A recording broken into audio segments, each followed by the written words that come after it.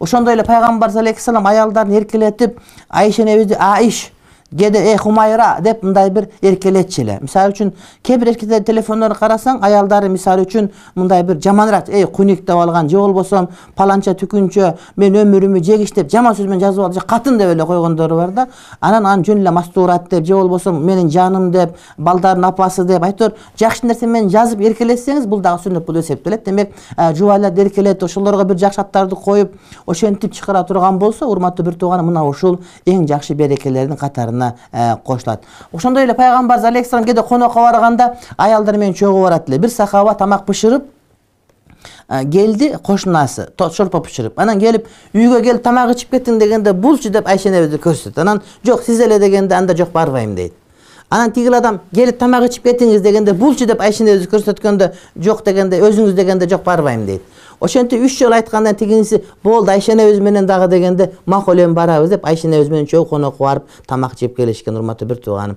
Демек конокторго барганда аялдар эриштип алган бул жакшы. Кээ бир арызданат да.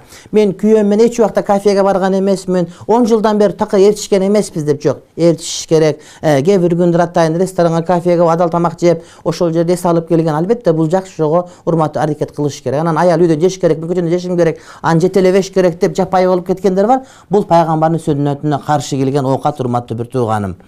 Мына ушул хадис урматтуу бир тууган имам Муслим риваят кылган. Имам Муслим риваят кылган. Демек Айша небиз менен конокко чогуу барган учуру урматтуу бир тууганым. Ошондой эле пайгамбар алейхиссалам этикафта олтурганда аялдар келип калса узатканда туруп узатып чогуу чыгарган.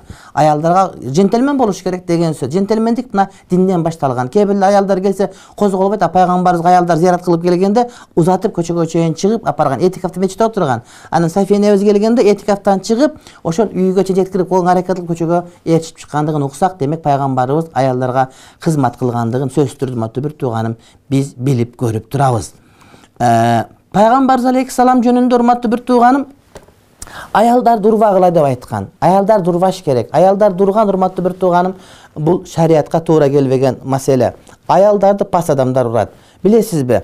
Арабтардын бир сөзү бар. Ла юкримухунна илля карим. Аялдар урматтаган карим жомарт адамга урматтайт. Ва ла юхинухунна илля лаим. Алеми пас, төмөн, ыплас адамдар аялдарды кордойт дейт. Yaglibanna kirama ve yaglibuhunna al-li'amu deyt. Ошондуктан аялдарды жомарт адамдарды мындай башчылык кылып жомарт адамдарды капа кылып коюшат дейт да. Эркектердин мындай жомарт чыныгы джентльмен чыныгы эркектерди аялдар бир аз капа кылып коет, бирок ошого карабастан аларга жамандык мамиле кылбайт дейт да. Аялдар үстөмдүк кылып мындай жетелеп албаса дагы бирок ошол аялдар мындай эркелек болуп калат. Ал эми жаман эркектер аялдарды кулундай кылып алат дейт да. Демек үйдө аял канчалык эркин болуп аткан болсо, аял эркелик кылып аткан болсо, демек эркектин жакшылыгынан кабар берип турат да. Бирок аял үйдө кору болуп, аял чүнчүп кете турган болсо, бул жаман эркектин бар экенинен кабар берет. Мисалы үчүн кээ бирлер аялдар эмнеге айтышасың деп урушкандар бар, айтышпагының, угушум керек деп. Жок, ошол сен айтышып атканы урматтуу бир тууган, албетте бул эркелиги. Демек сен жакшысың деген сөз да. Анан үйлөнгөндөн кийин ошол жана аялды кулдай кылып күткөндөр бар да. Бирөө келет кече, эмне урушуп кет талак айт десем, аялым мага сөз кайтара берсе, падышасың, сен Кудай, сен кимсиң сен?